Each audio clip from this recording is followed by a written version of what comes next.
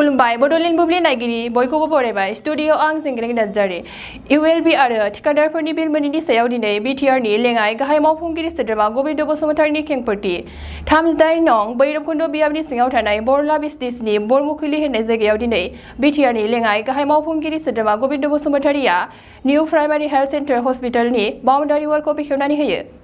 बिथाङा फोरमायनानै होबावदों दि देहा फाहामसालियाव गोनांथि जानाय माखासे जेंनाखौ सुस्रांनानै होगोन होननानै खौरांगिरिनि सिगाङाव फोरमायदों। थांनाय बिपिएफ सरकारा गोबां दाहार खालामनानै दोनलांदों। आगोलनि थिकादारफोरा जायनि समाव खामानि मावदोंमोन बिनि समावनो मानो बिल एबा रांखौ बिना लानो हादिया। जों जथाय सरकारा बिथांमोननो बिलखौ होआबो जानो हागौ। सरकाराव फुन्जिया थायोब्ला होनोबो हागौ। इउएलबिनि सायाव बिथां लेङाइ गाहाय मावफुंगिरि सोद्रोमा गबिन्द बसुमतारिया फोरमायोदि गोबां पर्टेल चेनेलफोरा नंखाय रादाब फोसावो। बे रादाबा नंखाय ना सैथो आयेनारि बिजिरनाय जागोन होननानै बिथाङा बुंथिदों। फै जों बिथाङा मा बुंदों जोंनि खौरांगिरिनि गेजेरजों मिथिना लानि। दिनै बे बृहत्तर बरमुखुलि ओनसोलनि रायजो राजाफोरनि थाखाय मोनसे गोजोनथाव रादाब बेनो जे बरमुखुलि ओनसोलाव थानाय जि प्राइमारि हेल्थ सेन्टार बेयाव बाउन्डारि वाल गैयामोन। एबार 15 फाइनान्स कमिसननि जि फान्ड जि पुँजि फैदों बिनि गेजेरजोंनो बे हस्पिटालनि बाउन्डारि वाल होनो थाखाय अन्थाइ खाम्फा गायसनजेननाय जाबाय आरो खामानि गाबोन समफोरनिफ्राय स्टार्ट जासिगोन। दा बे हस्पिटालखौ बोसोरथाम सिगाङाव इन'ग्रेसन खालामदोंमोनब्लाबो गोबां अभाब दं। जा डक्टर सासेल' लेबरेटरि टेकनिशियान गैया, नार्स सानैल' दङ, फोर्थ गेटनि बेबायदि रावबो सासे स्टाफ गैया, लेबरेटरि टेकनिशियान गैया। बेबायदि हिसाबै मोनसे फुल फ्लेजेड मेडिकेल साब सेन्टार हिसाबै जिखिनि सुबिदा थाङो बे गैजोबा। खिन्थु थेवबो जों बर्तमान खामानि मावबाय थानाय डक्टर बिथां आरो लोगोसे फार्मासिस्ट कलिता बिथांखौ आरो लोगोसे नार्स जि सानै दं बिथांमोनखौ जों साबायखर होनो गोनां। जेबो सुबिदा गैयाबाबो बिथांमोना बेवहाय खामानि मावबाय थादों। मालाय किसुमान डक्टरा फैनाय लोगो बेबायदि बेकवार्ड जायगायाव थानो नागिरो थांफिनो, खिन्थु बिथांमोना दासिमहालागै थांनाय बाथ्राखौ बुङाखै आरो जेरै रायजोफोरखौ हेफाजाब खालामदों बेबायदि हेफाजाब होबाय थादों। बेनिखायनो जों बे डक्टर लोगोसे स्टाफखिनिखौ गासैबो साबायखर होदों आरो बाख्नायदों आरो खावलायदों बे गोग्लैसोना थानाय ओनसोलनि रायजो राजाफोरखौ देहा फाहामनायनि बिथिङाव जाहाथे बिथांमोना बेबायदिनो हेफाजाब खालामनांगौ जों खावलायदों। जोंहा बेयाव आंखाल हिसाबै बाउन्डारि वाल गैयामोन, बे जासिगोन। दै लोंनायनि बेबस्था गैया, बेखौ दानिफ्राय बोसोरब्रै सिगाङाव बानायदोंमोनब्लाबो अन्तत मास मोनथामसोल' सोलिनायनि बे बन्द जाफिनदों। दा बेखौ बानायनांगौनि बाथ्रा दं। बेनिफ्राय जोंहा हस्पिटालाव गोबां सिखाव जादों आरो बेफोरखौ जों होबथानायनि बेबस्था खालामनांगोन। बेयाव बेबायदि हस्पिटालनि सम्पतिफोरखौ सिखावनिफ्राय बासायनोबो जों बेयाव नाइट चौकिदार सासे नांगौ आरो दिनै आं मेडिकेल डिपार्टमेन्टखौ खावलायगोन जे बेयाव जाहाथे थोजासे स्टाफ होयो आरो मेडिकेल मावगोन दै लोंनाय बेबस्थाखौ खालामना होयो आरो लोगोसे जोंनो बे जिखिनि स्टाफ नांगौ बेखौ लेबरेटरि टेकनिशियान एपइन्टमेन्ट होनांगौ।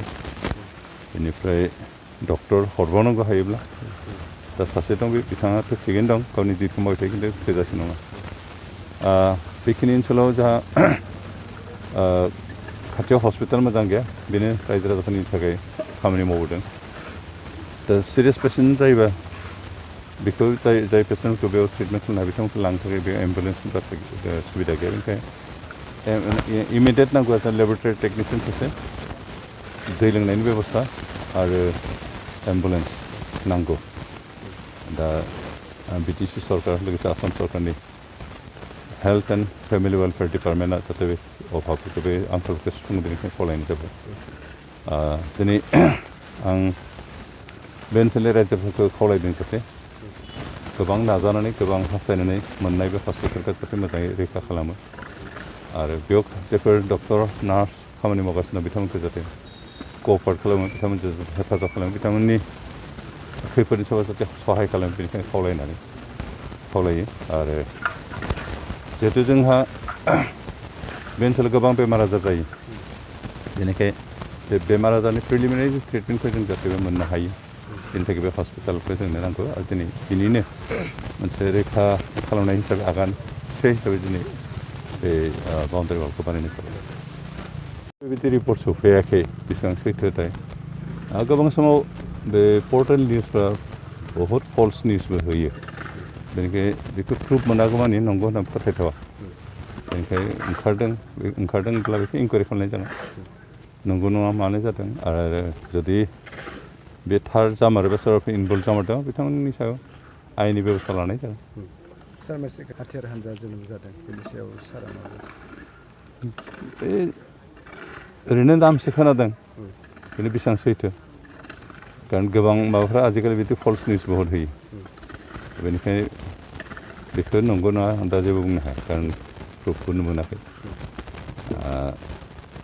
जोनोम जानाय गिदिर बाथ्राबो नङा मालाबा सोरबा जास्ट ओरैनो सरकारनि माबाफोर सुबिदा लाफ्लालाबायनो सिगिनो हागोन नामा बिदि साननो ओंखारनोबो हागौ बे गिदिर बाथ्रा नङा खिन्थु ओंखारनायाथ' गोरलै खिन्थु ओंखारनानै जि थांखिखौ लानानै खामानि मावनो ओंखारदों बेखौ मावफुंनो हानाय हायियासो आसल बाथ्रा दा इतिमধ্যे जिफोर NLFB होननानै माबाय खामानियानो मावजेनाखै सिजफायार खालामनाय सारेन्डार खालामनाय मा जाखो लाबदों मा जाखो जेबोआनो जायाखै दिनै बे गोदान संगठन ओंखारमारदोंबा बिथांमोनाबो खामानि मावाखैयानो गाबोन हयथ' सारेन्डार खालामनो हागौ बा मा खालामनो हागौ बेनिखायनो संगठन जोनोम होनाया गिदिर बाथ्रा नङा खिन्थु बेखौ फोथांना लाखिनानै जि थांखिनि थाखाय दानाय जादों बे थांखिखौ सहैनायासो गिदिर बाथ्रा दायो जोङो नुदों जे माखासे थिकादारफ्रा लाइबिलिटिसनि थाखाय माखासे बिल मोननो दङ बेखौ माखासे समाव बिथांमोना ससियेल मिडियानि गेजेरजों फोसावगासिनो दानि जिथु गभर्नमेन्टआ बे बिलखौ होआखै आरो बिनि थाखाय जोङो आन्दलन खालामगोन बायदिसिना खोथा बुंगासिनो दं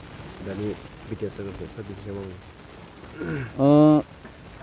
लाइबिलिटिसआथ' दं बेखौथ' गनायनांगोन आरो बे जोंनि सरकारनि समाव खालामनाय लाइबिलिटिस नङा हाग्रामा महिलारि सरकार समाव थांनाय 2000 गोबां लाइबिलिटिस जाना थादों आरो बे लाइबिलिटिसफोरखौ बे थाखाफोरखौ बिथांमोना होआखै दिनै फ्राय 2900 क्रर लाइबिलिटिस दं आरो बे गासैबो हाग्रामा महिलारि सरकार खालामना गालांनाय गोजा दा इसा खालामबा जों होआलाफानोबो थानो हागौ कारण जोंहा बिनि थाखाय राजमन्थ्रिबो गैया जाय खामानि दं बिथांमोननि समाव मानो बिना लानो रोङाखिसै खोथाया बे आरो जायफ्रा खामानिखौ होदोंमोन मावहोदोंमोन बिथांमोननि समाव मानो बिनानै लानो रोङाखैमोन जोंथ' होआखै जों खामानि मावनो होआखै जों जायफोरखौ खामानि मावहरदों जोंनि समनिखिनिखौ जों पेमेन्ट होबाय थादों जोंनि समाव लाइबिलिटिस गैया बेनिखायनो बे होनाय होयिया जोंनि सायावसो फान्ड पजिसना थायोबा जों होगोन नङाबा होआबो जानो हागौ बेखिनि खोथाखौ लानानै बिथांमोना जंगि आन्दलन खालामनायनि